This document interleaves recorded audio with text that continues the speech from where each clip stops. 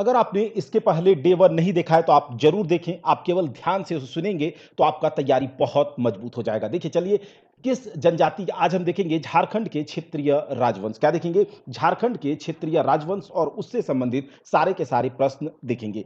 तो किस जनजाति के लोगों के द्वारा सबसे पहले झारखंड राज्य के निर्माण की प्रक्रिया शुरू की गई थी? तो ये कौन सी जनजाति थी? तो मुंडा जनजाति के द्वारा झारखंड राज्य के निर्माण की प्रक्रिया सबसे पहले शुरू की गई थी। याद रखिएगा, मुंडा जनजाति के लोगों के द्वारा, मुंडा जनजाति के लोगों के द्वारा झारखंड राज्य के निर्माण की प्रक्रिया सबसे पहले शुरू की गई थी। मुंडा जनजाति का वह कौन सा व्यक्ति था जिसने सबसे पहले झारखंड राज्य निर्माण की प्रक्रिया शुरू की थी? तो ये थे रीता मुंडा। क्या थे? कौन थे? रीता मुंडा। याद रखिएगा, रीता मुंडा। अब देखिए, निम्नलिखित में से किस व्यक्ति को रीता मुंडा के द्वारा मुंडाओं का शासक चुना गया? तो मुंडाओं का शासक सूतिया पाहन को चुना गया था। और किसके द्वारा? तो रीता मुंडा के द्वारा। किसके द्वारा? रीता मुंडा के द्वारा। सूतिया पाहन ने अपने नव स्थापित राज्य का नाम क्या रखा? तो सूतिया पाहन ने अपने नव स्थापित राज्य का नाम रखा था सूतिया नागखंड। क्या? सूतिया नागखंड। सूतिया नागखंड का प्रथम राजा कौन था? सूतिया नागखंड का प्रथम राजा सूतिया पाहन था। सूतिया नागखंड का प्रथम राजा सूतिया पाहन था। सूतिया नागखंड का अंतिम राजा कौन था? तो अंतिम राजा मदरा मुंडा था। याद रखिएगा, सूतिया नागखंड का पहला राजा सूतिया पाहन, अंतिम राजा मदरा मुंडा। सूतिया पाहन को किसके द्वारा राजा बनाया गया? रीता मुंडा के द्वारा। सबसे पहले झारखंड राज्य के जो निर्माण की प्रक्रिया है उसको किस किस जनजाति के द्वारा शुरू किया गया? मुंडा जनजाति के द्वारा। चलिए आगे बात करते हैं। नागवंशी राज्य की स्थापना, नागवंशी राज्य की स्थापना कब की गई थी? तो प्रथम शताब्दी में। याद रखिएगा, नागवंशी राज्य की स्थापना प्रथम शताब्दी में की गई थी। नागवंशी राज्य की स्थापना किसने की? नागवंशी राज्य की स्थापना फनी मुकुट राय ने की थी। किसने? फनी मुकुट राय ने की थी नागवंशी राज्य की स्थापना। प्रथम नागवंशी राजा कौन थे? प्रथम नागवंशी राजा थे फनी मुकुट राय। अरे जिसने शुरुआत किया वही तो राजा होगा प्रथम, तो प्रथम राजा था फनी मुकुट राय। नागवंशी शासक फनी मुकुट राय की राजधानी कहां थी? नागवंशी शासक फनी मुकुट राय की राजधानी कहां थी? याद रखिएगा ये सारे के सारे बात। तो ये थी सुतियाम्बे। कहां पर? नागवंशी राजा फनी मुकुट राय की राजधानी थी सुतियाम्बे। सुतियाम्बे। जे रीड के अनुसार नागवंशी राज्य की स्थापना कब की गई थी? नागवंशी राज्य की स्थापना 10वीं शताब्दी में करी गई थी। जे रीड के अनुसार। किसके अनुसार? जे रीड के अनुसार नागवंशी राज्य की स्थापना 10वीं शताब्दी में करी गई थी। वहीं पर अब बात करते हैं कि जो नागवंशी शासक फनी मुकुट राय का राज्य कितने परगनों में विभाजित था? नागवंशी शासक फनी मुकुट राय का जो राज्य था वो कितने परगनों में विभाजित था? 66 परगनों में। याद रखिएगा, 66 परगनों में विभाजित था। किस राजा को नागवंश का आदि पुरुष कहा जाता है? किस राजा को नागवंश का? तो फनी मुकुट राय को। फनी मुकुट राय को किसका नागवंश का आदि पुरुष कहा जाता है? किसे? फनी मुकुट राय को। आगे देख लेते हैं।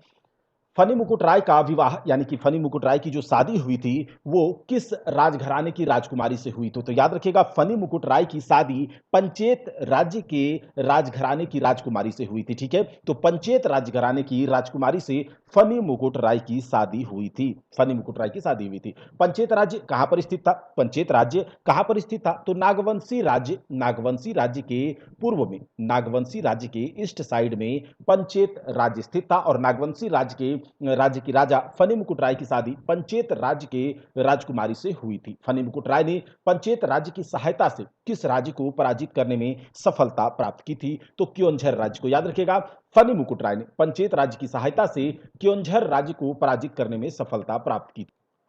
क्योंझर राज्य कहां पर स्थित था? तो क्योंझर राज्य नागवंशी राज्य के दक्षिण में स्थित था। कहां पर? क्योंझर राज्य नागवंशी राज्य के दक्षिण में स्थित था। अच्छा, अभी इससे पहले हमने क्या देखा कि जो नागवंशी राज्य के पूर्व में कौन सा राज्य था? तो पंचित राज्य था। वहीं पर क्योंझर राज्य नागवंशी राज्य के दक्षिण में स्थित था। ठीक है, दक्षिण में स्थित था। नागवंशी राज्य की जो राज्य का जो राजा था फनी मुकुट राय था। और फनी मुकुट राय की शादी पंचेत राज्य की राजकुमारी से हुई थी। और क्योंझर राज्य को जीता था फनी मुकुट राय ने पंचेत राज्य की सहायता से क्योंझर राज्य को। ठीक है, इतना याद हो गया। चलिए आगे देखते हैं। कि जो निम्नलिखित में से कौन नागवंशी शासक फनी मुकुट राय का दीवान था। अच्छा, फनी मुकुट राय का दीवान कौन था? तो भव राय श्रीवास्तव। भव राय श्रीवास्तव ना जो कि फनी मुकुट राय का दीवान था। ठीक है, आगे देखिए, किस नागवंशी शासक ने अपने राज्य में गैर आदिवासियों को आश्रय प्रदान किया? तो ये फनी मुकुट राय ही थे जो कि गैर आदिवासियों को आश्रय प्रदान इन्होंने किया था। नागवंशी शासक फनी मुकुट राय की हत्या किसने कर दी? तो नागवंशी शासक फनी मुकुट राय की हत्या बागदेव सिंह ने कर दी। नागवंशी शासक फनी मुकुट राय की हत्या बागदेव सिंह ने कर दी। निम्नलिखित में से किसके शासनकाल में पलामू किला का निर्माण कराया गया था? पलामू किला का निर्माण प्रताप राय के शासनकाल में कराई गई थी। पलामू किले का निर्माण प्रताप राय के शासनकाल में कराई गई थी। प्रताप राय ने अपनी राजधानी को सुतियांबे से किस स्थान पर स्थानांतरित कर दिया?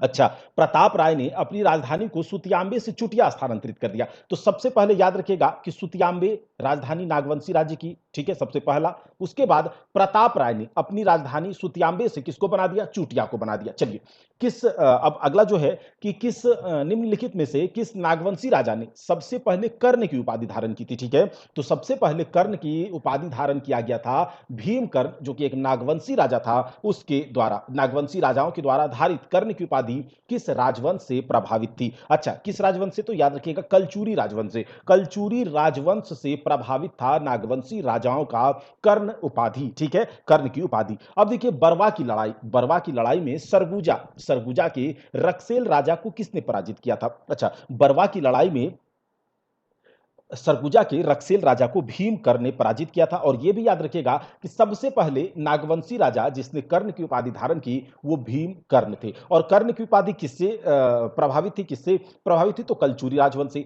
भीमकर्ण ने सबसे पहले बरवा की लड़ाई में सरगुजा के रक्सेल राजा को पराजित किया था। ठीक है, अब आगे देखते हैं। बरवा की लड़ाई में विजय के उपरांत, जब बरवा की लड़ाई हुई तो जब उसका विक्ट्री हुआ तो भीमकर्ण ने बरवा के साथ साथ पलामू के किस क्षेत्र पर अधिकार कर लिया? तो इसने बरवा के साथ साथ पलामू के टोरी पर भी अधिकार कर लिया था। ठीक है, पलामू के टोरी क्षेत्र पर भी अधिकार कर लिया था भीमकर्ण ने। ठीक है, आगे देखते हैं कि किस नागवंशी राजा ने भीम सागर का निर्माण करवाया था? अच्छा, ये कौन से नागवंशी राजा थे जिन्होंने किसका निर्माण करवाया था? भीम सागर का निर्माण करवाया था। तो ये नागवंशी राजा थे आपके भीमकर्ण। ठीक है, भीमकर्ण ही नागवंशी राजा थे जिन्होंने भीम सागर का निर्माण कराया था। देखिए, बातों को समझिएगा, चीजों को कनेक्ट करते चलिएगा और ध्यान से सुनते चलिएगा। उसके बाद यकीन मानिए, आप अगर झारखंड के 40 क्वेश्चन लगाएंगे तो आप 38 प्लस जरूर करेंगे। ये पूरा बुक अगर करेंगे और उसके बाद थ्योरी क्लासेस भी आपके लिए लेकर आई जाएंगी, मतलब पूरा ज्योग्राफी करवा दिया जाएगा। ठीक है, थ्योरी में पूरा ज्योग्राफी एग्जाम से पहले करवा दिया जाएगा, हिस्ट्री करवा दिया गया है, कुछ जो नीतियां वगैरह है उसे करवा दिया जाएगा, और पॉलिटी वगैरह ये ऑब्जेक्टिव से हो जाएगा। ठीक है, पॉलिटी वगैरह ऑब्जेक्टिव से हो जाएगा। लेकिन अगर जेपीएससी की तैयारी आप करते हैं और जेपीएससी 11th जेपीएससी करना चाहेंगे तो उसके लिए अलग से चीजें बताई जाएंगी। ठीक है, चलिए आगे देखते हैं कि बरवा की लड़ाई में भीमकर्ण को निम्नलिखित में से किस देवी देवता की एक मूर्ति प्राप्त हुई थी? अच्छा, बरवा की लड़ाई में भीमकर्ण को किस देवी देवता की मूर्ति प्राप्त हुई थी? तो ये वासुदेव की। किसकी? वासुदेव की, याद रखिएगा। निम्नलिखित में से किस नागवंशी शासक ने खुखरा को अपनी राजधानी बनाया? तो कौन सा यह नागवंशी शासक था जिसने खुखरा को अपनी राजधानी बनाया? तो यह भीमकर्ण था। ठीक है, भीमकर्ण ने खुखरा को अपनी राजधानी बनाया। अच्छा, किसके आक्रमण से बचने के लिए भीमकर्ण ने अपनी राजधानी को खुखरा स्थानांतरित कर दिया? तो किसके आक्रमण से बचने के लिए? तो मुस्लिम आक्रमणों से बचने के लिए, क्योंकि चुटिया जो था, चुटिया मुस्लिम आक्रमणकारियों के रास्ते में आता था, और इसी कारण से मुस्लिम आक्रमणकारियों से बचने के लिए इसने अपनी राजधानी भीमकर्ण ने खुखरा में स्थानांतरित कर दिया। ठीक है, अब देख लेते हैं कि कौन सा नागवंशी राजा लोदी वंश के समकालीन था। अच्छा, कौन सा नागवंशी राजा? तो प्रताप कर्ण भी था, याद रखिएगा। प्रताप कर्ण, छत्रकर्ण, विराट कर्ण, ये सारे के सारे नागवंशी राजा लोदी वंश के समकालीन थे, लेकिन भीमकर्ण नहीं था। अब आगे देख लेते हैं कि नागवंशी शासक प्रताप कर्ण के समय राज्य किसके विद्रोह से त्रस्त था? तो जो घटवारों के विद्रोह से। ठीक है, घटवारों के विद्रोह से। प्रताप कर्ण एक नागवंशी शासक, और उसके शासन के समय उसका राज्य घटवारों के विद्रोह से त्रस्त था। अब देख लेते हैं कि इनमें से कहां के राजा ने खुखरागढ़ की घेराबंदी करके प्रताप कर्ण को किले में बंदी बना दिया था? अच्छा, प्रताप कर्ण को किले में बंदी कौन बना दिया था? किसने? तो ये तमाड़, मतलब इनमें से कहां के राजा ने? तो तमाड़ के राजा ने खुखरागढ़ की घेराबंदी करके प्रताप कर्ण को किले में बंदी बना दिया था। के राजा को मदद निम्नलिखित किसने की थी? अच्छा, तमाड़ के राजा ने बंदी बना दिया था प्रतापकर्ण को, ठीक है, खुकरागढ़ की घेराबंदी करके। उसके बाद वहां से मुक्त होने में प्रतापकर्ण की मदद किसने की थी? तो याद रखिएगा, बागदेव ने। किसने की थी? बागदेव ने प्रतापकर्ण की मदद करी थी। अब देख लेते हैं, खरवार राजा प्रताप राय को मुक्त कराने के दौरान तमाड़ के राजा को पराजित किया था, और इसके परिणाम स्वरूप बागदेव को कौन सा क्षेत्र पुरस्कार के रूप में मिला था? ठीक है, तो ये मिला था कर्णपुरा वाला क्षेत्र। क्या कौन सा क्षेत्र? कर्णपुरा वाला क्षेत्र उसे पुरस्कार के रूप में मिला था। ठीक है, चलिए आगे देख लेते हैं कि जो नागवंशी राजा छत्रकर्ण के शासन काल में कुराम्बे में किस भगवान की मूर्ति स्थापित की गई थी? तो ये विष्णु भगवान की मूर्ति स्थापित करी गई थी। नागवंशी राजा छत्रकर्ण के शासन काल में कुराम्बे में भगवान विष्णु की मूर्ति स्थापित करी गई थी। भगवान विष्णु की मूर्ति स्थापित करी गई थी। चैतन्य महाप्रभु ने झारखंड में निम्नलिखित में से किस मत का प्रचार प्रसार किया था? तो चैतन्य महाप्रभु वैष्णव मत से थे, तो इन्होंने वैष्णव मत का प्रचार प्रसार किया था। राम शाह कौन? अब चुप रहना। राम शाह निम्नलिखित में से किसके समकालीन था? राम शाह किसके समकालीन था? तो बहादुर शाह प्रथम के समकालीन था। अब देखिए, नागवंशी शासक यदुनाथ शाह निम्नलिखित में से किसके समकालीन था? तो नागवंशी शासक यदुनाथ शाह जो थे वो फर्रुख सियर के समकालीन थे। फर्रुख सियर के समकालीन थे नागवंशी शासक। निम्नलिखित में से किस मुगल सूबेदार के द्वारा आक्रमण करने के बाद यदुनाथ शाह ने उसे 1 लाख रुपये मालगुजारी देना स्वीकार किया था? तो ये थे आपके सरबुलंद खां। कौन थे? सरबुलंद खां। सरबुलंद खां के आक्रमण के बाद अपने राज्य को सुरक्षित रखने हेतु यदुनाथ शाह ने अपनी राजधानी कहां स्थानांतरित कर दी? तो अपनी राजधानी उन्होंने स्थानांतरित कर दी थी पालकोट में। सरबुलंद खान के आक्रमण के बाद अपने राज्य को सुरक्षित रखने के लिए यदुनाथ शाह, जो कि एक नागवंशी शासक थे, उसने अपनी राजधानी पालकोट स्थानांतरित कर दी थी। पालकोट स्थानांतरित कर दी थी। अब देखिए, शिवनाथ शाह के शासनकाल में निम्नलिखित में से किस मुगल सूबेदार ने आक्रमण किया था? अच्छा, शिवनाथ शाह के शासनकाल में कौन से मुगल सूबेदार ने आक्रमण किया था? तो ये आपका था फखरुद्दौला। फखरुद्दौला जो कि एक मुगल सूबेदार था, इसने आक्रमण किया था शिवनाथ शाह, जो कि एक नागवंशी शासक था, उसके शासनकाल में। अब देखिए, फखरुद्दौला के आक्रमण के पश्चात शिवनाथ शाह ने कितने रुपए की मालगुजारी देना स्वीकार कर लिया? तो ये था आपका 12,000 रुपए। याद रखिएगा, फखरुद्दौला के आक्रमण के पश्चात शिवनाथ शाह ने 12,000 रुपए की मालगुजारी देना क्या किया था? स्वीकार कर लिया था। कौन सा नागवंशी शासक शिवनाथ शाह का उत्तराधिकारी था? तो शिवनाथ शाह का उत्तराधिकारी कौन सा नागवंशी शासक था? तो उदयनाथ शाह। शिवनाथ शाह का उत्तराधिकारी उदयनाथ शाह। शिवनाथ शाह का उत्तराधिकारी उदयनाथ शाह। नागवंशी शासक उदयनाथ शाह निम्नलिखित में से किसके माध्यम से मुगल सूबेदार अलीवर्दी खां को मालगुजारी का भुगतान करता था? तो यह था विष्णु सिंह के माध्यम से। विष्णु सिंह के माध्यम से मुगल सूबेदार अलीवर्दी खां को उदयनाथ शाह मालगुजारी का भुगतान करते थे। ठीक है, याद रहेगा। अब चलिए, उदयनाथ सिंह के शासन के समय विष्णु सिंह नाम निम्न में से कहां का शासक था? तो विष्णु सिंह जो था वो कहां का शासक था भैया? तो वो रामगढ़ का शासक था। कहां का? रामगढ़ का शासक था। देखिए, निम्नलिखित में से कौन सा शासक उदयनाथ शाह का उत्तराधिकारी था? तो उदयनाथ शाह का उत्तराधिकारी कौन? तो श्याम सुंदर शाह। शिवनाथ शाह का उदयनाथ शाह का श्याम सुंदर शाह। ठीक है, चलिए आगे देख लेते हैं। श्याम सुंदर शाह के शासन के दौरान मराठा योद्धा भास्कर राव पंडित ने झारखंड के रास्ते कहां आक्रमण किया था? तो वो झारखंड के रास्ते बंगाल पर जाकर के आक्रमण किया था। किसने? मराठा योद्धा भास्कर राव पंडित ने। जब मराठा योद्धा भास्कर राव पंडित झारखंड से होकर बंगाल पर आक्रमण किया, तब बंगाल का सूबेदार कौन था? तो उस समय बंगाल का सूबेदार था अलीवर्दी खां। ठीक है, भास्कर राव पंडित ने किस वर्ष झारखंड के रास्ते से होकर बंगाल पर आक्रमण किया था? तो कौन सा वर्ष था ये भैया? ये था आपका 1742। कितना? 1742 को भास्कर राव पंडित ने झारखंड के रास्ते होकर बंगाल पर आक्रमण किया था। रघुजी भोसले ने किस वर्ष बंगाल पर आक्रमण किया, जिसकी शिकायत अलीवर्दी खान ने मराठा पेशवा बालाजी राव से की थी? अच्छा, बालाजी राव से किया था किसने? तो ये शिकायत कब? रघुजी, याद कीजिएगा, रघुजी भोसले 1743 ईस्वी में 1743 ईस्वी में बंगाल पर आक्रमण किया, और इसकी शिकायत अलीवर्दी खान ने मराठा पेशवा बालाजी राव से कर दी थी। ठीक है, पेशवा बालाजीराव, जब पेशवा बालाजीराव को किसने, अलीवर्दी खान ने शिकायत कर दी, तो पेशवा बालाजी राव आए थे झारखंड, बंगाल गए। तो किस रास्ते से होकर के, झारखंड के किस स्थान से होकर वो बंगाल गए थे पेशवा बालाजीराव? तो याद रखिएगा, ये गए थे राजमहल से होते हुए। कहां से? राजमहल से होते हुए वो गए थे। अच्छा, बंगाल पर आक्रमण करने के बाद रघुजी भोसले निम्नलिखित में से झारखंड के किस क्षेत्र से होकर अपने राज्य वापस लौट गया? तो वो मानभूम के रास्ते, मानभूम के रास्ते वो अपने राज्य लौट गया था। कहां से? मानभूम के रास्ते। अच्छा देखिए, निम्नलिखित में से किस नागवंशी शासक के समय जमींदारी प्रथा का उन्मूलन कर दिया गया था? तो जमींदारी प्रथा का उन्मूलन शरणनाथ शाह, याद रखिएगा, शरणनाथ शाह जो कि एक नागवंशी शासक है, और इसके समय जमींदारी प्रथा को लगभग समाप्त कर दिया गया था। ठीक है। अब देखिए, कहता है कि किसने अपनी राजधानी को दोईसागढ़ से सतरंजी, जो कि स्वर्णरेखा नदी के किनारे है, वहां स्थानांतरित, वहां पर अपना राजधानी लेकर के ये चले गए? तो ये एनीनाथ शाह ने। किसने? एनीनाथ शाह ने ऐसा किया था। अब देखिए, निम्नलिखित में से किस शासक ने हटिया बाजार को बसाया था? तो अभी जो आप हटिया देखते हैं, हटिया बाजार, मतलब हटिया बाजार जो है, इसको किसने बसाया था? तो ये एनीनाथ शाह ने ही इसे बसाया था। किसने? एनीनाथ शाह ने। अच्छा, नागवंश की राजधानी व उसके संस्थापक के संदर्भ में यहां पर कौन सा मिलान ऐसा है जो कि गलत है? यहां पर दिखाया गया कौन सा गलत है। ठीक है। देखिए, यहां पर सबसे पहले हमने देखा था कि फनी मुकुट राय नागवंशी राज्य के संस्थापक, ठीक है, और उसने अपनी राजधानी सुतियांबे बनाई। दुर्जन शाह ने अपनी राजधानी दोईसा बनाया था। यदुनाथ शाह ने अपनी राजधानी पालकोट, अभी हमने थोड़ी देर पहले बात किया था, लेकिन शरणनाथ शाह ने अपनी राजधानी रातूगढ़ नहीं बनाई थी। ठीक है।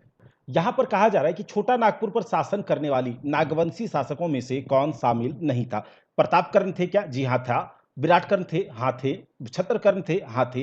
विक्रमकर्ण, विक्रमकर्ण का नाम हम कहीं पर भी नागवंशी शासकों में नहीं सुनते हैं। आगे देखिए, पलामू में सबसे पहले किस क्षेत्रीय राजवंश ने शासन स्थापित किया था? तो पलामू में सबसे पहले रक्सेल वंशों का शासन स्थापित हुआ था। रक्सेल स्वयं को क्या मानते थे? रक्सेल स्वयं को राजपूत मानते थे। रक्सेल स्वयं को राजपूत मानते थे। रक्सेलों का मूलतः किस क्षेत्र से पलामू में आगमन हुआ था? तो रक्सेलों का मूलतः राजपूताना क्षेत्र से आगमन हुआ था। रक्सेलों के शासन के समय पलामू में किस जनजाति की संख्या सर्वाधिक थी? तो ये आपकी खरवार जनजाति। जब रक्सेल पलामू में शासन कर रहे थे, तो उस समय खरवार जनजाति की जनसंख्या सर्वाधिक थी। यहां पर कहा जा रहा है कि बताइए कौन से वंश ने रक्सेलों को यहां से हटा दिया? तो ये कौन था रक्सेल के बाद? तो रक्सेल के बाद चेरो वंशों ने रक्सेलों को यहां से हटा दिया। रक्सेलों के पलामू में शासन के समय खरवार जनजाति के शासक कौन थे? तो खरवार जनजाति के शासक प्रताप धवल थे। प्रताप धवल। रक्सेलों के पलामू में शासन के समय खरवार जनजाति की, जो कि सबसे सर्वाधिक संख्या में जनजाति थी, उसके शासक कौन थे? प्रताप धवल थे। चेरो वंश की संस्थापना, चेरो वंश की स्थापना किसने करी? चेरो वंश की स्थापना भागवत राय ने करी। चेरो वंश जिसने की रक्सेलों को मार भगाया, उसने उसके उसकी स्थापना किसने किसने की? भागवत राय ने की। और चेरो वंश की स्थापना कब करी गई? तो चेरो वंश की स्थापना 1572 ईस्वी में करी गई। 1572 ईस्वी में करी गई। कहा जा रहा है कि कौन सा चेरो वंशीय राजा था, जो कौन सा चेरो वंशीय राजा बहादुर शाह, जहादर शाह, फर्रुख सियर के समकालीन था? तो ये कौन था भाई? तो ये था आपका साहेब राय। कौन? साहेब राय, जो कि जहादर शाह, बहादुर शाह और फर्रुख सियर के समकालीन था। निम्नलिखित में से साहेब राय का उत्तराधिकारी कौन?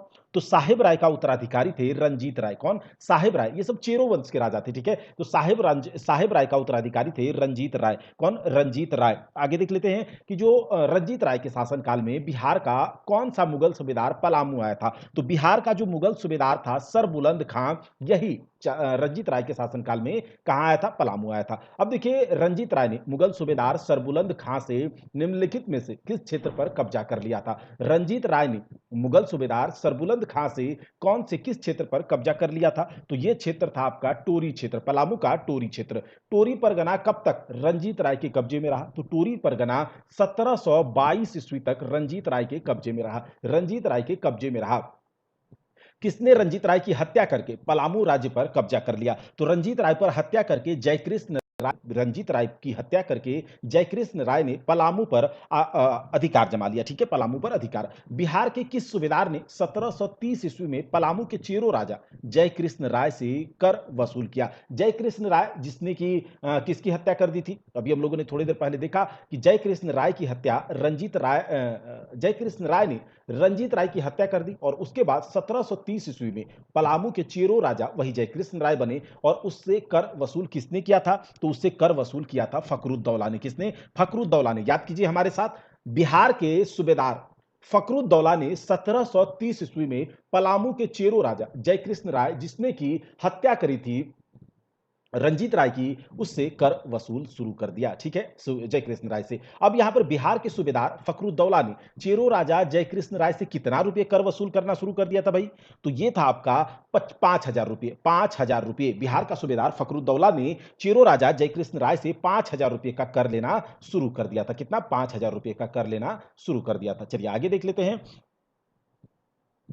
हाँ, यहां पर लिखा हुआ है 1753 ईस्वी की बात है। 1753 ईस्वी की बात है। बिहार के सूबेदार बनने के बाद अलीवर्दी खान ने 1753 नहीं, 1733 ईस्वी, 1733 ईस्वी अलीवर्दी खान ने चेरो राजा से कितने रुपए सालाना मालगुजारी निर्धारित किया? तो कितने? तो 5,000 रुपए। कितने? 5,000 रुपए। अब देखिए 1740 ईस्वी की बात है। बिहार के किस मुगल सूबेदार ने चेरो राजा जयकृष्ण राय पर 5,000 रुपए वार्षिक मालगुजारी का निर्धारण किया? तो यह था आपका जैनुद्दीन जैनुद्दीन खां। देखिए 1730 ईस्वी में फखरुद्दौला ने, 1740 ईस्वी में बिहार के सूबेदार कौन बने? जैनुद्दीन खां। और उसने चेरो राजा जयकृष्ण राय को कहा कि आपको 5,000 रुपए कम, हम यहां क्या कर देते हैं, फिक्स कर देते हैं। ठीक है, अब देखिए चेरो राजाओं पर मुगलों की ओर से अंतिम आक्रमण करने वाला व्यक्ति कौन था? तो यह था आपका हिदायत खां। मुगलों की ओर से अंतिम आक्रमण करने वाला व्यक्ति चेरो राजाओं पर, वो था आपका हिदायत खां। हिदायत खां। चेरो राजाओं पर मुगलों की ओर से अंतिम आक्रमण करने वाला हिदायत खां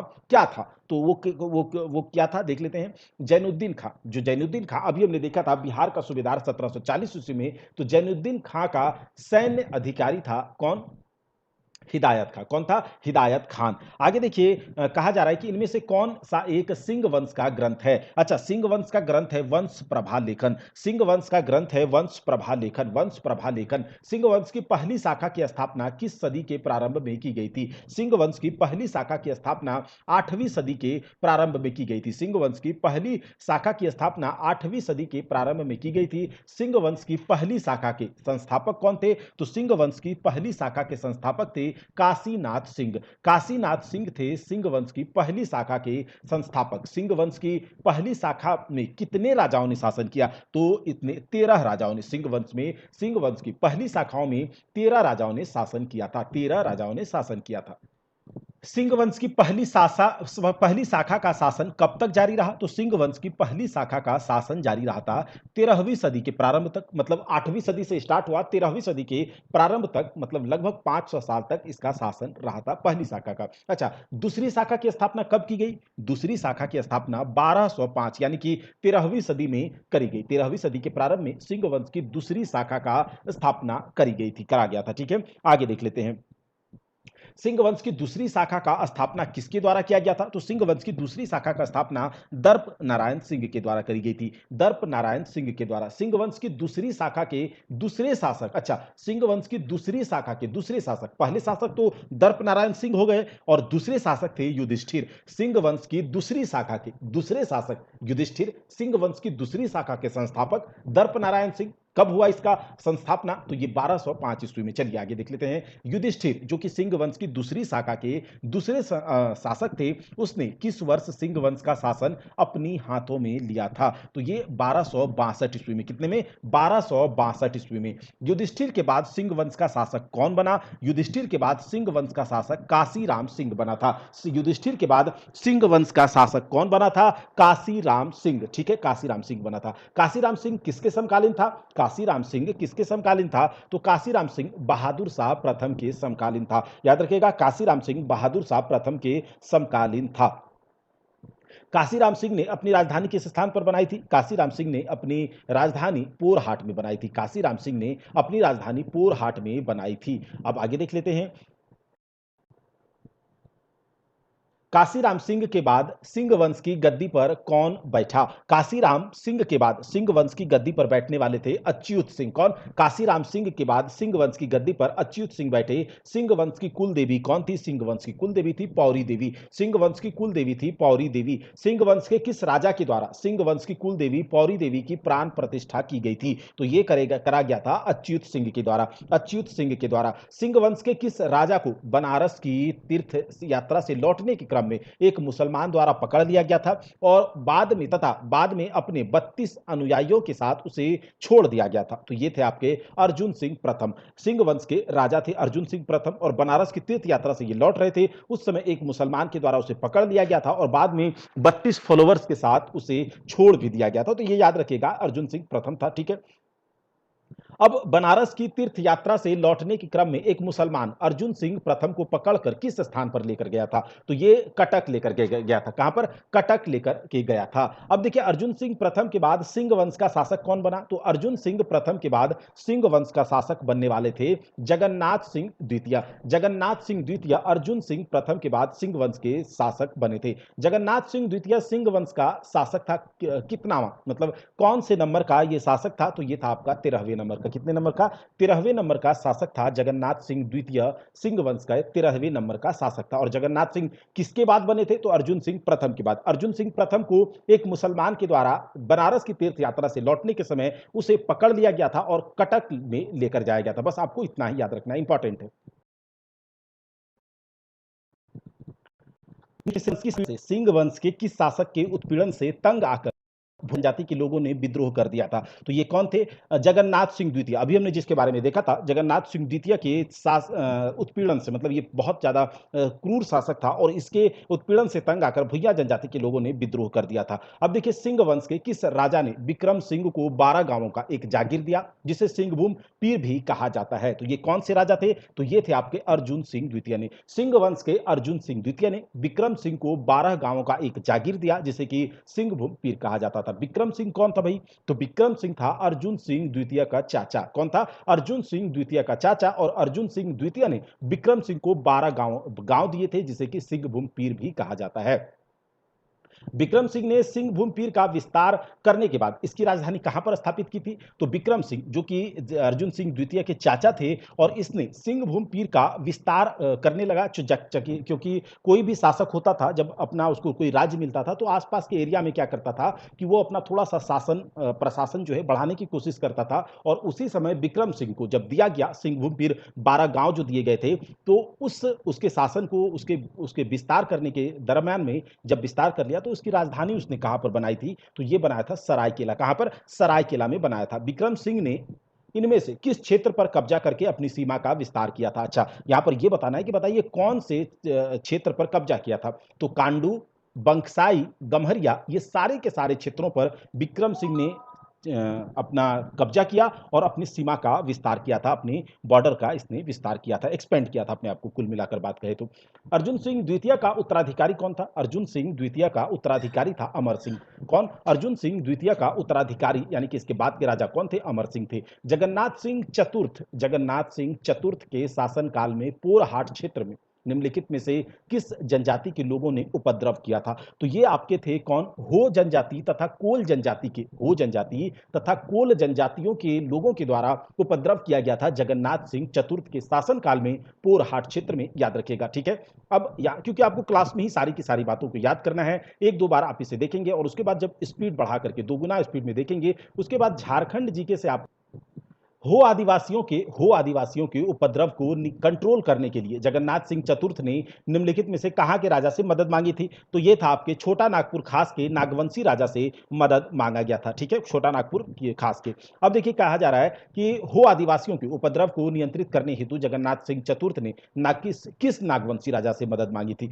किस नागवंशी? तो दर्पनाथ सिंह से। किससे? दर्पनाथ सिंह से मदद मांगी थी। अब देखिए, सिंहभूम क्षेत्र में अंग्रेजों का पहली बार प्रवेश कब हुआ था? सिंहभूम क्षेत्र में अंग्रेजों का पहली बार प्रवेश हुआ था 1767 ईस्वी में। सिंहभूम क्षेत्र में अंग्रेजों का पहली बार प्रवेश हुआ था 1767 ईस्वी में। अच्छा, सिंहभूम क्षेत्र में अंग्रेजों का प्रवेश हुआ अंग्रेजों द्वारा एक युद्ध जगन्नाथ सिंह चतुर्थ को पराजित करने के बाद। अब यहां पर देखते हैं कि इसमें क्या है, सिंहभूम क्षेत्र में अंग्रेजों का प्रवेश कैसे हुआ? तो जगन्नाथ सिंह चतुर्थ द्वारा हो एवं कोल लड़ाकाओं को पराजित करने के लिए अंग्रेजों से जब मदद मांगी गई थी, तो उसके बाद ही क्या हुआ, सिंहभूम क्षेत्र में अंग्रेजों का क्या हुआ, एंट्री हो गया था। ठीक है, अब आगे देख लेते हैं कि जो इनमें से किससे किससे मानभूम के मानवंश के बारे में जानकारी प्राप्त होती है। तो मानभूम के मानवंश के बारे में जानकारी प्राप्त होती है हमें किससे? तो 8वीं सदी के दूध पानी शिलालेख से। 14वीं सदी का गोविंदपुर शिलालेख, मतलब कि इन दोनों से हमें मानभूम के मानवंश की जानकारी प्राप्त होती है।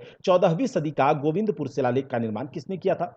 14वीं सदी के गोविंदपुर शिलालेख का निर्माण कवि गंगाधर के द्वारा किया गया था। किसके द्वारा? कवि गंगाधर के द्वारा किया गया था। यहां पर लिखा जा रहा है कि मानवंश के राजाओं के अत्याचार के कारण कौन सा आंदोलन 10वीं सदी में उभरा था? जनजातीय स्वराज्य आंदोलन, भूमिज स्वराज्य आंदोलन या फिर किसान स्वराज्य आंदोलन? तीनों में से कोई भी मानवंश के आक्रमण मतलब अत्याचार से नहीं उभरा था। निम्नलिखित में से किस जनजाति ने मानवंश के राजाओं के अत्याचार के कारण मानभूम को छोड़कर पंचेत को अपना आश्रय बना लिया था? तो ये कौन से जनजाति थे? सबर जनजाति के लोग। कौन से जनजाति के लोग? सबर जनजाति के लोग। रामगढ़ राज्य की स्थापना किसके द्वारा करी गई थी? हमने इसके बारे में कल भी बात किया हुआ है कि रामगढ़ राज्य की स्थापना बागदेव सिंह के द्वारा करी गई थी। रामगढ़ राज्य की स्थापना कब करी गई? रामगढ़ राज्य की स्थापना 1368 ईस्वी में करी गई। 1368 ईस्वी में करी गई। रामगढ़ राज्य की स्थापना से पूर्व बागदेव सिंह निम्नलिखित में से किस वंश के दरबार में थे? तो बागदेव सिंह जो थे वो पहले नागवंश के दरबार में थे। कहां पर? नागवंश के दरबार में थे। रामगढ़ राज्य की स्थापना से पूर्व बागदेव सिंह ने इनमें से किस क्षेत्र के स्थानीय राजा को पराजित करके उसके क्षेत्र पर अधिकार कर लिया था? तो ये था आपका कर्णपुरा के क्षेत्र का। ठीक है, कर्णपुरा के क्षेत्र के राजा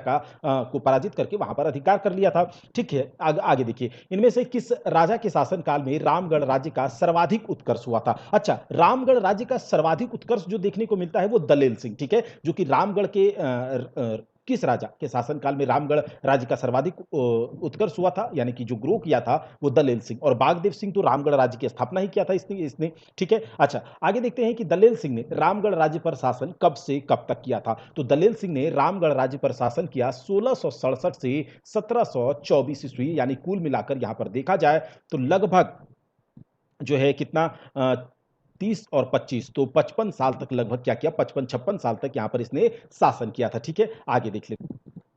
दलेल सिंह ने 6 राज्य के किस राजा की हत्या करके उसके विभिन्न क्षेत्रों पर अधिकार कर लिया था? ये दलेल सिंह कौन? रामगढ़ राज्य के राजा थे। ठीक है, जिसने कि 1667 ईस्वी से 1724 ईस्वी तक इसने शासन किया था दलेल सिंह। और दलेल सिंह ने 6 राज्य के किस राजा की हत्या कर दी थी? तो किस राजा की? तो ये राजा कौन थे? मगर सिंह। किसके? मगर सिंह, जो कि 6 राज्य के राजा थे और इसकी हत्या कर उसके विभिन्न अलग अलग क्षेत्रों पर दलेल सिंह ने अधिकार कर लिया था। अब देखिए, दलेल सिंह ने किस वर्ष 6 राज्य के राजा के मगर सिंह की हत्या कर दी थी? तो ये किस वर्ष किया था इसने? तो ये किया था 1718 ईस्वी में। किसमें? 1718 ईस्वी में। दलेल सिंह के बाद रामगढ़ राज्य का शासक कौन बना? दलेल सिंह के बाद रामगढ़ राज्य का शासक बना था विष्णु सिंह। दलेल सिंह के बाद विष्णु सिंह। दलेल सिंह के बाद अब यहां पर देखिए लिखा हुआ है, भास्कर राव के नेतृत्व में मराठों ने रामगढ़ के राजा विष्णु सिंह पर किस वर्ष आक्रमण किया था? तो रामगढ़ के राजा विष्णु सिंह पर आक्रमण 1747 ईस्वी में। कब? 1747 ईस्वी में भास्कर राव के नेतृत्व में मराठों ने किया था। ठीक है, अब देखिए, बंगाल के नवाब अलीवर्दी खान ने 1740 ईस्वी में किसे रामगढ़ राज्य से कर वसूलने के लिए भेजा था? तो ये कौन था? ये था आपका हिदायत अली खान को। हिदायत अली खान को। अब देखिए, बंगाल के सूबेदार हिदायत अली खान ने रामगढ़ राज्य पर कितने रुपए वार्षिक मालगुजारी तय की थी? तो कितने वार्षिक मालगुजारी तय की थी? तो 12,000 रुपए। इसके पहले भी हमने देखा था हिदायत अली खान ने। ठीक है, अब देखिए 1751 से 1752 ईस्वी में। ठीक है, 1751 से 1752 ईस्वी में नरहत समिया के किस जमींदार ने विष्णु सिंह पर आक्रमण करके उसे समझौते के लिए विवश कर दिया था? अब समझौता कोई क्यों करेगा जब मजबूर हो जाएगा, तो उसे विवश कर दिया था कामगार खान ने। किसने? कामगार खान ने। नरहत समिया के जमींदार कामगार खान ने विष्णु सिंह पर आक्रमण करके उसे समझौते के लिए विवश कर दिया था 1751-52 के आसपास। ठीक है, चलिए आगे।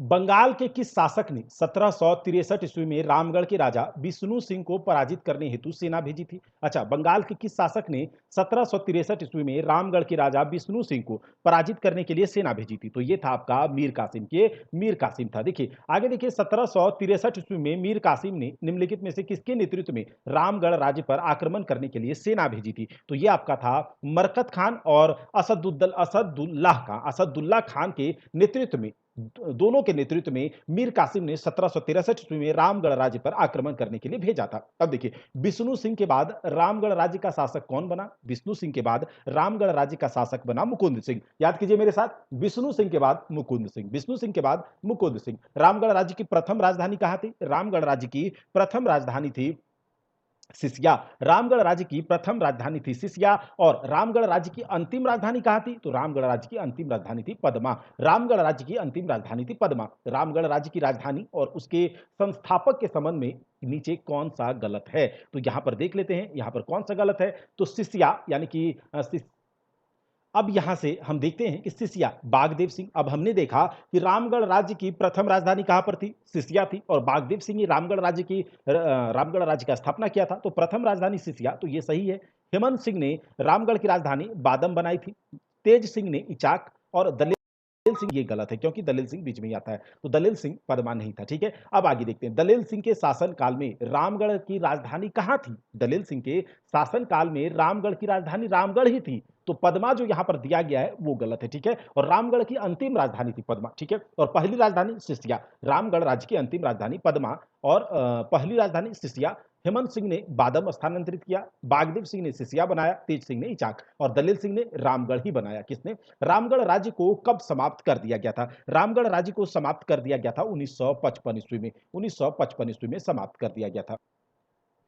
इनमें से किस अधिनियम के द्वारा रामगढ़ राज्य को समाप्त कर दिया गया? इनमें से किस अधिनियम के द्वारा? तो याद रखिएगा, बिहार राज्य भूमि सुधार अधिनियम के द्वारा रामगढ़ राज्य को समाप्त कर दिया गया था। अब देखिए, बिहार राज्य भूमि सुधार अधिनियम के किस धारा के तहत रामगढ़ राज्य को समाप्त कर दिया गया था? तो यह धारा था आपका धारा 3 के तहत। याद रखिएगा, धारा 3 के तहत 1955 ईस्वी में निम्नलिखित में से किस तिथि को रामगढ़ राज्य को समाप्त कर दिया गया? तो यह था आपका 26 जनवरी को। 26 जनवरी 1955 को रामगढ़ राज्य को समाप्त कर दिया गया बिहार राज्य भूमि सुधार अधिनियम धारा 3 के तहत। धारा 3 के तहत खड़गडिहा राज्य की स्थापना कब की गई थी? खड़गडिहा राज्य की स्थापना करी गई थी 15वीं सदी में। 15वीं सदी में खड़गडिहा राज्य की स्थापना निम्नलिखित में से किसके द्वारा की गई थी? तो खड़गडिहा राज्य की स्थापना हंसराज देव के द्वारा की गई थी। हंसराज देव के द्वारा। हंसराज देव ने इनमें से किस जाति के शासक को पराजित करके हजारीबाग पर अपना प्रभाव स्थापित किया था? तो यह था आपका बंदावत ने। हंसराज देव ने किस जनजाति के शासक को पराजित करके हजारीबाग पर अपना प्रभाव स्थापित किया था? तो बंदावत जनजाति के शासक को पराजित करके हंसराज देव ने हजारीबाग पर अपना शासन स्थापित किया था। खड़गडिहा राज्य का विस्तार इनमें से किस वर्तमान क्षेत्र तक था? तो याद रखिएगा कि गिरिडीह, खड़गडिहा राज्य का विस्तार अभी जो वर्तमान में गिरिडीह है वहां तक खड़गडिहा राज्य का। खड़गडिहा राज्य के संस्थापक हंसराज देव मूलतः किस क्षेत्र के निवासी थे? तो खड़गडिहा राज्य के संस्थापक हंसराज देव जो थे वो दक्षिण भारत के निवासी थे। मूलतः अगर बात करें तो दक्षिण भारत के निवासी थे। हंसराज देव ने उत्तर भारत के किस वर्ण के साथ वैवाहिक संबंध स्थापित किया था? तो ये थे आपका ब्राह्मण वंश के साथ। किसके साथ? ब्राह्मण वर्ण के साथ वैवाहिक संबंध स्थापित किया था हंसराज देव ने। ठीक है, अब देख लेते हैं कि जो ढाल भूमि के ढाल वंश के संबंध में निम्नलिखित में से कौन सा कथन सच है? तो यहां पर बात कर रहे हैं कि ढाल भूमि के ढाल वंश के संबंध में कौन सा कथन सत्य है? तो इस राज्य का विस्तार यानी कि ढाल भूमि के ढाल वंश के राज्य का विस्तार सिंहभूम क्षेत्र में था। बिल्कुल सही है। इस वंश के शासन काल में नरबली प्रथा का प्रचलन था। यह भी सही है और याद रखिएगा तो यह क्या हो जाएगा? दोनों कथन सही है। अब देखिए यहां पर लिखा गया है कि मानभूम का सर्वाधिक शक्तिशाली राज्य कौन था? तो मानभूम का सर्वाधिक शक्तिशाली राज्य पंचेत था। इसे भी याद रख लीजिएगा और पंचेत के बारे में हमने शुरू में ही बात किया था। ठीक है, अच्छा, किस राज्य का राज चिन्ह कपिला गाय की पूछ या फिर चंवर? यह भी याद रख लीजिएगा। कपिला गाय की पूछ को अन्य नाम क्या है? कपिला गाय की पूछ का अन्य नाम क्या? तो चंवर है। और ये कपिला गाय की पूछ किस राज्य का राज्य चिन्ह था? तो यह था आपका पंचेत राज्य का। किसका? पंचेत राज्य का राज्य चिन्ह था। अब देखिए निम्नलिखित में से किस राज्य के राजाओं को गोमुखी राजा भी कहा जाता था? तो अभी हमने देखा कि पंचेत राज्य जो है अपनी राज्य चिन्ह ही गाय का पूछ रखा था, तो गोमुखी राजा इसे कहा जाता था। तो अब हम देखेंगे झारखंड में अंग्रेजों का प्रवेश। क्या देखेंगे? झारखंड में अंग्रेजों का प्रवेश। झारखंड में पहली बार इसके एक मिनट इसका पेन चेंज कर लेते। झारखंड में पहली बार अंग्रेजों का प्रवेश किस वर्ष हुआ? तो झारखंड में पहली बार अंग्रेजों का प्रवेश हुआ था 1767 ईस्वी में। और कैसे हुआ था इसके बारे में भी हमने बात किया था। झारखंड के किस क्षेत्र में अंग्रेजों ने पहली बार प्रवेश किया था? तो ये किया था सिंहभूम वाले क्षेत्र में। ठीक है, सिंहभूम वाले क्षेत्र में अंग्रेजों ने जब पहली बार झारखंड में प्रवेश किया उस समय झारखंड के विभिन्न क्षेत्रों में विभिन्न राजवंशों का शासन था और इन राजवंशों के शासन वाले क्षेत्र को सुमेलित करें नीचे में दिया तो यहाँ पर दिया गया है कि कोल्हान क्षेत्र में कौन से मतलब शासक शासन करते थे, तो ये हो शासक ही, ठीक है, कोल्हान में हो ही करते थे तो कोई बात नहीं। पोरहाट में सिंह वंशों का क्या था, शासन था। धालबुम में धाल वंशों का शासन था। तो यहाँ पर क्या हो जाएगा, तीनों सही है, तो देख लेते हैं क्या, हाँ 1 2 3 हो जाएगा। अब देखिए मिदनापुर क्षेत्र में ईस्ट इंडिया कंपनी ने कब अपना आधिपत्य स्थापित किया। मिदनापुर क्षेत्र में ईस्ट इंडिया कंपनी ने 1760 में अपना आधिपत्य स्थापित किया था। अंग्रेजों ने किस वर्ष फर्गुसन को सिंहभूम पर आक्रमण करने के लिए भेजा था। अंग्रेजों ने फर्गुसन को 1767 ईस्वी में आक्रमण करने के लिए भेजा था। ढाल विद्रोह किस वर्ष किया गया, तो ढाल विद्रोह किया गया था आपका 1767 में। कब, ढाल विद्रोह 1767 ईस्वी में किया गया था। निम्नलिखित में से किसके नेतृत्व में ढालों ने अंग्रेजों के विरुद्ध ढाल विद्रोह किया था, तो ढालों ने अंग्रेजों के विरुद्ध किया था जगन्नाथ ढाल के विरुद्ध। जगन्नाथ ढाल के नेतृत्व में अंग्रेजों के विरुद्ध ढाल विद्रोह हुआ था, ठीक है, सॉरी। अब देखिए क्या है कि ढालभूम का राजा नियुक्त किए जाने के बाद जगन्नाथ ढाल ने अंग्रेजों को कितने रुपये वार्षिक कर देना स्वीकार किया था, तो ये था आपका 5,000 रुपये। कितने, याद रखिएगा, ढालभूम का राजा नियुक्त किए जाने के बाद जगन्नाथ ढाल ने अंग्रेजों को 5,000 रुपये वार्षिक कर देना स्वीकार कर लिया था। अब देखिए 1767 ईस्वी में ढालभूम क्षेत्र में अंग्रेजों ने इनमें से किसके नेतृत्व में जगन्नाथ ढाल को पकड़ने का असफल प्रयास किया था, तो ये लेफ्टिनेंट रूक के नेतृत्व में, लेफ्टिनेंट रूक। अंग्रेजों ने जगन्नाथ ढाल के स्थान पर इनमें से किसे ढाल भूम का राजा घोषित किया था, तो अंग्रेजों ने जगन्नाथ ढाल के स्थान पर नीमू ढाल को, ठीक है, नीमू ढाल को ढाल भूम का राजा घोषित किया। अंग्रेजों द्वारा जगन्नाथ ढाल को दूसरी बार किस वर्ष ढाल भूम का राजा घोषित किया था, तो ये 1777 ईस्वी में, 1777 ईस्वी में दूसरी बार ढाल भूम का राजा जगन्नाथ ढाल को घोषित किया गया था। लेफ्टिनेंट रुक ने किस वर्ष ढालभूम क्षेत्र में सैनिक अभियान चलाया था, तो लेफ्टिनेंट रुक ने 1783 ईस्वी में सैनिक अभियान चलाया था।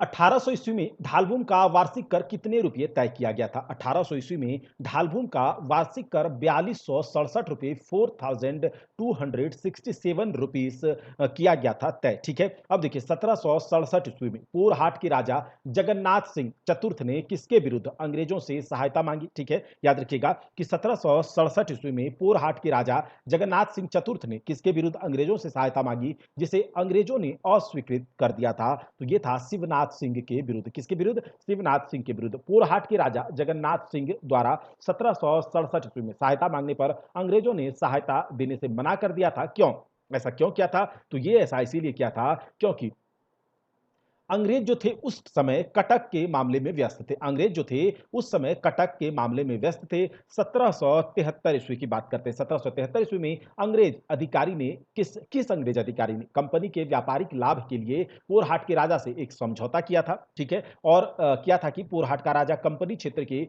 व्यापारियों को अपने राज्य में शरण नहीं देगा, तो ये बात है, ये क्या था, कैप्टन फोर्बिस ने, किसने, कैप्टन फोर्बिस ने 1809 ईस्वी में पोरहाट के राजा ने कंपनी से इनमें से किस राज्य को अपने संरक्षण में लेने का आग्रह किया था, तो यह था आपका सरायकेला और खरसावां, दोनों राज्य को कंपनी अपने संरक्षण में ले ले, ऐसा पोरहाट के राजा ने कंपनी से गुजारिश की थी, सरायकेला तथा खरसावां दोनों।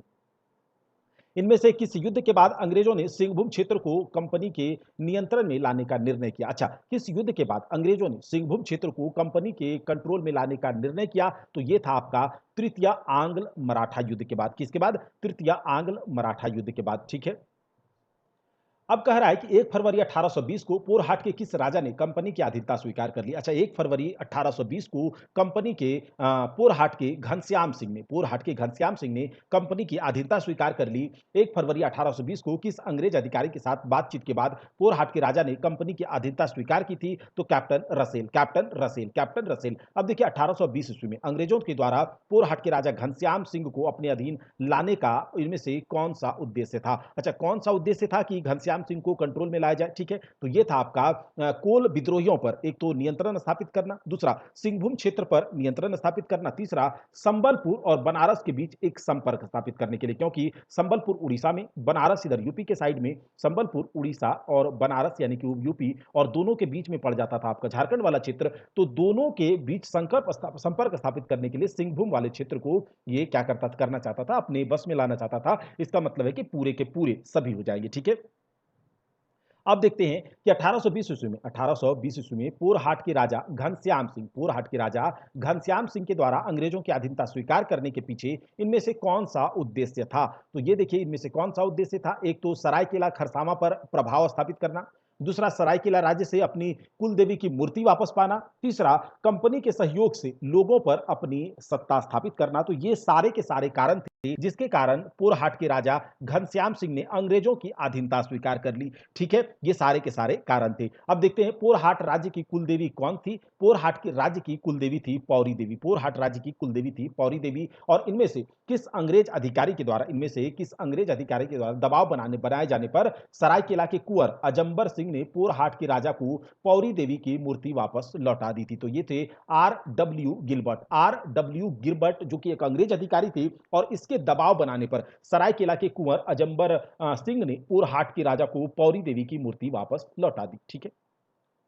अब यहां पर देखिए कहा जा रहा है 1821 ईस्वी की बात है। अंग्रेजों ने किस जनजाति का दमन करते हुए उन्हें पोरहाट के राजा के अधीन आने हेतु विवश कर दिया था? तो ये था आपका हो जनजाति को, किसके? हो जनजाति को विवश कर दिया था। इनमें से किसके द्वारा सरायकेला राज्य की स्थापना की गई थी? किसके द्वारा सरायकेला राज्य? तो विक्रम सिंह के द्वारा। किसके द्वारा? विक्रम सिंह के द्वारा। किस वर्ष अंग्रेज सेना तथा हो जनजाति के बीच रोरो नदी के तट पर युद्ध हुआ था? अच्छा, हो जनजाति और अंग्रेजों के बीच रोरो नदी के तट पर युद्ध हुआ था आपका 1820 ईस्वी में। कब? 1820 ईस्वी में रोरो नदी के तट पर अंग्रेजों तथा हो जनजाति के बीच हुए युद्ध में अंग्रेजी सेना का नेतृत्व किसने किया था? तो अंग्रेजी सेना का नेतृत्व किया था मेजर रपसेज ने। मेजर रपसेज ने किस अंग्रेज अधिकारी के नेतृत्व में 1821 ईस्वी में अंग्रेजों ने हो क्षेत्र में प्रवेश किया तथा हो लोगों को अंग्रेजों की अधीनता स्वीकार करने हेतु विवश कर दिया? किसके लिए? विवश कर दिया। अब यहां पर देखते हैं ये थे कर्नल रिचर्ड। कौन थे? Colonel Richard. इनमें से किसकी सलाह पर कंपनी ने अंग्रेज सेना को 1836 ईस्वी में इनमें से किसकी सलाह पर कंपनी ने अंग्रेज सेना को 1836 ईस्वी में कोल्हान क्षेत्र में भेजा जहां अंग्रेजों का हो जनजाति से संघर्ष हुआ था? तो किसकी सलाह पर भेजा था? विल्किंसन की सलाह पर। किसके? विल्किंसन की सलाह पर। किस वर्ष कोल्हान क्षेत्र को एक प्रशासनिक इकाई बनाकर उसे एक अंग्रेज अधिकारी के अधीन कर दिया गया? तो यह था 1837 ईस्वी। 1837 ईस्वी में ऐसा किया गया था कि कोल्हान क्षेत्र को एक प्रशासनिक इकाई बनाई गई और उसे एक अंग्रेज अधिकारी के अधीन कर दिया गया था। अब आगे देख लेते हैं इनमें से किस अंग्रेज अधिकारी के द्वारा कोल्हान क्षेत्र में पहाड़ी असेंबली की स्थापना करी गई थी? तो किस अंग्रेज अधिकारी के द्वारा? क्लीवलैंड के द्वारा। किसके द्वारा? क्लीवलैंड के द्वारा। ब्रिटिश शासन काल में संयुक्त बिहार यानी कि झारखंड विभाजन से पहले जब संयुक्त बिहार था ब्रिटिश शासन काल में, उस समय इनमें से कौन सी दो रियासतें थी? ब्रिटिश शासन काल में संयुक्त बिहार में इनमें से कौन सी दो रियासतें थी? तो ये था आपका सरायकेला खरसावां। क्या था? सरायकेला खरसावां। ये दोनों रियासत थी। अब देखिए सरायकेला रियासत की स्थापना किस वंश के द्वारा करी गई? सरायकेला रियासत की स्थापना सिंह वंश के द्वारा करी गई थी। सरायकेला रियासत की स्थापना किसके द्वारा करी गई थी? तो सिंह वंश के द्वारा करी गई थी। सरायकेला रियासत का अंग्रेजों के साथ किस वर्ष पहली बार संपर्क स्थापित हुआ था? तो ये आपका 1770 ईस्वी में। 1770 ईस्वी में सरायकेला रियासत और अंग्रेजों के बीच पहली बार इसके बीच संपर्क स्थापित हुआ था। 1803 ईस्वी के 1803 ईस्वी के आंग्ल मराठा युद्ध में सरायकेला के किस राजा ने अंग्रेजों की मदद की थी और जिसके बाद उसका वार्षिक कर माफ कर दिया गया था? तो ये था आपका अभिराम सिंह। 1803 ईस्वी में जो आंग्ल मराठा युद्ध हुआ था उसमें सरायकेला के राजा अभिराम सिंह ने अंग्रेजों की मदद की थी और जिसके बाद की उसका वार्षिक कर माफ कर दिया गया था। अब देख लेते हैं कि अंग्रेजों ने किस वर्ष सरायकेला को रियासत के रूप में मान्यता प्रदान कर दी थी?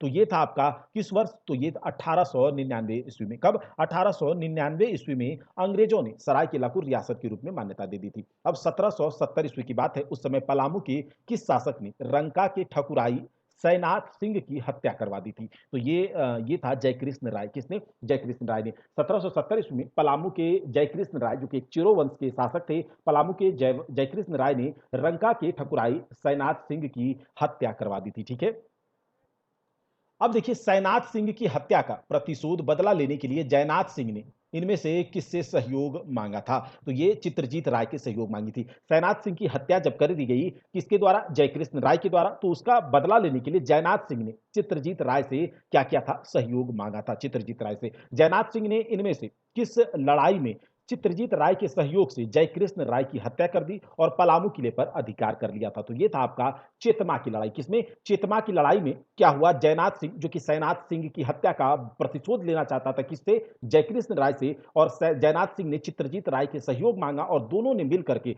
जयकृष्ण राय पर आक्रमण किया और चित्रजीत राय के सहयोग से जयकृष्ण राय की हत्या कर दी गई, पलामू किले पर अधिकार कर लिया गया। ये कौन सी लड़ाई में हुआ था? तो ये चेतमा की लड़ाई में हुआ था। और चेतमा की लड़ाई अगर आपसे पूछा जाए कि कौन से वर्ष हुई थी, तो 1770 में ही हुई थी। चेतमा की लड़ाई 1770 ईस्वी में ही हुई थी। चेतमा की लड़ाई में विजय के उपरांत पलामू का शासक कौन बना? तो ये बना था चित्रजीत राय। यानी कि जयनाथ सिंह केवल क्या चाहता था? प्रतिशोध चाहता था। क्या चाहता था? प्रतिशोध चाहता था। किससे? जयकृष्ण राय से, कि चलो हमसे मिल करके लड़ो और वहां अगर हम जीत जाएंगे तो तुम वहां का राजा बन जाना। तो चित्रजीत राय जो है उसके बाद पलामू का शासक बन गया था। किसके बाद?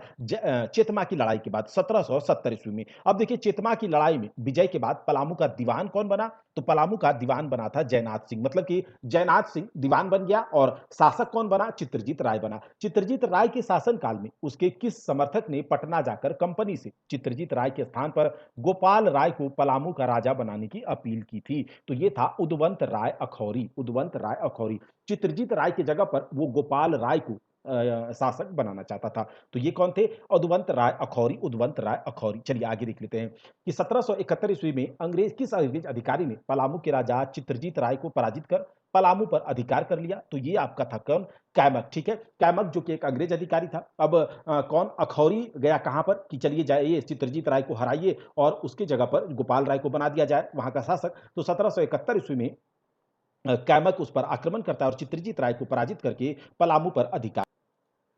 कैमक के द्वारा 1771 ईस्वी में पराजित होने पर चित्रजीत राय और उसका दीवान जयनाथ सिंह किस स्थान पर चले गए? किस स्थान पर चले गए? तो ये चले गए थे रामगढ़ पर। कहां पर? रामगढ़ चले गए थे। देखिए, चित्रजीत राय को पराजित करने के बाद अंग्रेजों ने पलामू का शासक किसे बनाया? चित्रजीत राय को पराजित करने के बाद अंग्रेजों, जो कि गोपाल राय को बनाना चाहते थे, तभी तो गए थे, तो गोपाल राय को बनाया। ठीक है, 1771 ईस्वी में गोपाल राय को पलामू का शासक नियुक्त करने के बाद क्या हुआ था? अंग्रेजों ने पलामू पर कितना वार्षिक मालगुजारी तय कर दिया था? तो 4,000 रुपए। याद रखिएगा, 1771 ईस्वी में गोपाल राय को जब वहां का राजा बना दिया गया पलामू का, तो उसके बाद बोला कि तुम मुझे 4,000 रुपये वार्षिक मालगुजारी दोगे। ठीक है, 4,000 रुपये। अब देखिए एक प्रकार अब क्या है, 1772 ईस्वी में चेरो राजा जयनाथ सिंह, ठीक है, 1772 ईस्वी में चेरो राजा जयनाथ सिंह ने किस अंग्रेज अधिकारी को युद्ध में पराजित कर दिया था? तो ये था टॉमस स्कॉट को। टॉमस स्कॉट को। अब देखिए 1772 ईस्वी की बात है, चेरो राजा जयनाथ सिंह व अंग्रेजों के बीच हुए युद्ध में किस अंग्रेज सार्जेंट की गोली लगने से मौत हो गई थी? तो ये था आपका पेलविन। कौन था? पेलविन। अब देखिए जयनाथ सिंह ने किस वर्ष रंका पर अधिकार कर लिया? जयनाथ सिंह जो कि एक चिरो राजा था, जिसने की जयकृष्ण राय की हत्या की थी किसके साथ मिलकर? चित्रजीत राय के साथ मिलकर। क्यों? क्योंकि जयकृष्ण राय ने सियानाथ सिंह को मार दिया था। तो ये सब पूरी कहानी हम लोग यहीं से ऑब्जेक्टिव से ही समझ गए हैं।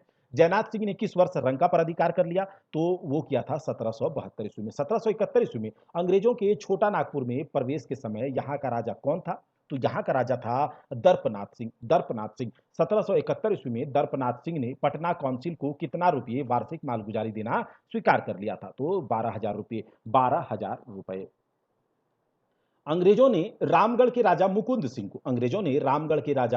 सिंह को कितने रुपये वार्षिक मालगुजारी देने का प्रस्ताव दिया था, जिसे मुकुंद सिंह ने अस्वीकृत कर दिया? तो ये था आपका कितने कितने रुपये मालगुजारी देने के लिए? 20,000 रुपये। बोला बोला कि तुम्हें 20,000 रुपये देना पड़ेगा और बहुत होता था इतना रकम। और उसने मुकुंद सिंह ने कहा हम नहीं दे पाएंगे। रामगढ़ नरेश मुकुंद सिंह के द्वारा अंग्रेजों के मालगुजारी के प्रस्ताव को ठुकराने के बाद किस अंग्रेज अधिकारी ने हजारीबाग क्षेत्र में प्रवेश करने का निर्णय लिया था? तो ये था आपका कैमक। किसने? कैमक ने। अब आगे देख लेते हैं कि 1772 ईस्वी में कैमक के द्वारा रामगढ़ राज्य पर आक्रमण के दौरान इनमें से किस अंग्रेज अधिकारी की हत्या कर दी गई थी? किस अंग्रेज अधिकारी की हत्या कर दी गई थी? तो ये आपका कैप्टन इवेंट्स। 1772 ईस्वी में कैमक के द्वारा रामगढ़ राज्य में आक्रमण के दौरान किस अंग्रेज अधिकारी की हत्या कर दी गई थी? तो कैप्टन इवेंट्स की। कैप्टन इवेंट्स की। अब चलिए देखते हैं कि जो 1722 ईस्वी में कैमक के द्वारा रामगढ़ राज्य पर आक्रमण के बाद रामगढ़ का राजा मुकुंद सिंह रामगढ़ से भागकर कहां चला गया था? तो रामगढ़ से भागकर वो चला गया था पंचेत। कहां चला गया था? पंचेत चला गया था। 1722 ईस्वी की बात है। अंग्रेजों द्वारा बंदी बनाए जाने के डर से भागने के बाद पंचेत में रामगढ़ के राजा मुकुंद सिंह को इनमें से किसने संरक्षण प्रदान किया था? तो ये हिटली ने किया था। किसने? हिटली ने किया था। चलिए देख लेते हैं। 1722 ईस्वी में अंग्रेजों के द्वारा बंदी बनाए जाने के डर से भागने के बाद पंचेत में रामगढ़ के राजा मुकुंद सिंह को किसने संरक्षण प्रदान किया? हिटली ने। किसने? हिटली ने। मुकुंद सिंह के बाद रामगढ़ का राजा किसे घोषित किया गया? मुकुंद सिंह के बाद रामगढ़ का राजा तेज सिंह को। अब कहता है कि रामगढ़ का राजा घोषित किए जाने के बाद तेज सिंह पर अंग्रेजों के द्वारा कितने रुपए वार्षिक मालगुजारी तय किया गया? तो यह किया गया था 30,000 रुपए। बाप रे बाप। ठीक है। चलिए, इनमें से किस अंग्रेज अधिकारी ने 1763 ईस्वी में मानभूम क्षेत्र के जमींदारों से सालाना बंदोबस्त की प्रक्रिया प्रारंभ की थी? तो ये था आपका फर्ग्यूसन। इनमें से किस? फर्ग्यूसन जो कि एक अंग्रेज अधिकारी था, इसने 1763 ईस्वी में मानभूम क्षेत्र के जमींदारों से सालाना बंदोबस्त की प्रक्रिया प्रारंभ की थी। फर्ग्यूसन, याद रखिएगा। अब देखिए 1783-84 की बात है। उस समय एक अंग्रेज अधिकारी ने झरिया क्षेत्र में शांति स्थापित करने हेतु झालदा के राजा मंगल सिंह को गिरफ्तार किया था। ठीक है। तो ये कौन था? Major Crawford. Major Crawford. 1783-84 की बात है। अंग्रेज अधिकारी जो कि एक अंग्रेज अधिकारी मेजर क्रॉफर्ड थे, इसने झरिया क्षेत्र में शांति स्थापित करने के लिए झालदा के राजा मंगल सिंह को गिरफ्तार कर लिया था। अब ये लोग खुद अशांत थे और ये शांति बहाल करना चाहते थे। चलिए कोई बात नहीं, इसको डिटेल में हम लोग थ्योरी क्लास में देखेंगे। इनमें से किस क्षेत्र को जंगल तराई के नाम से जाना जाता था? तो जंगल तराई के नाम से जाना जाता था संथाल परगना को। किसे? संथाल परगना को जंगल तराई के नाम से भी जाना जाता था। अब देखिए 1676 ईस्वी की बात है। अंग्रेजों के द्वारा, सुनिएगा ध्यान से, 1676 ईस्वी की बात है। अंग्रेजों के द्वारा कौन सा क्षेत्र में व्यापारिक कंपनी की स्थापना की गई और जहां के शाही टकसाल में कंपनी के सिक्के ढाले जाने लगे? तो ये संथाल परगना वाला क्षेत्र ही था। संथाल परगना वाला क्षेत्र ही था। किस मुगल शासक ने 1702 ईस्वी में राजमहल स्थित कंपनी के अधिकारियों को बंदी बनाने का आदेश जारी कर दिया था? तो ये कौन थे भाई? ये थे आपके औरंगजेब। किस मुगल शासक ने? 1702 ईस्वी में। तो 1702 में तो औरंगजेब ही था मुगल शासक। तो उस समय कंपनी के अधिकारियों को बंदी बनाने का आदेश दे दिया था औरंगजेब ने। देखिए पलासी की लड़ाई के बाद इनमें से किसने राजमहल क्षेत्र पर कब्जा कर लिया था? तो पलासी की लड़ाई के बाद सिराजुद्दौला, पलासी की लड़ाई के बाद इनमें से किसने राजमहल क्षेत्र पर कब्जा कर लिया था? तो कौन था? सिराजुद्दौला। अब आगे देख लेते हैं।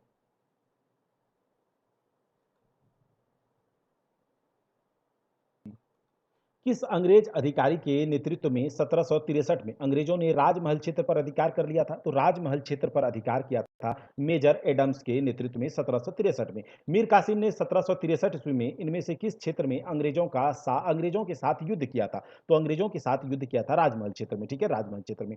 इनमें से किस अंग्रेज अधिकारी ने 1778 ईस्वी में झारखंड में प्रशासन हेतु एक वृहद योजना प्रस्तुत की थी? तो ये था आपका रॉबर्ट ब्राउन ने। रॉबर्ट ब्राउन जो कि एक अंग्रेज अधिकारी थे, उसने 1778 ईस्वी में झारखंड में प्रशासन के लिए एक बृहद योजना प्रस्तुत की थी। Robert brown. अब देखिए झारखंड क्षेत्र का प्रथम नागरिक प्रशासक कौन था? तो झारखंड क्षेत्र का प्रथम नागरिक प्रशासक था चैपमैन। कौन था? चैपमैन। अब हम लोग आगे देखेंगे अगले क्लास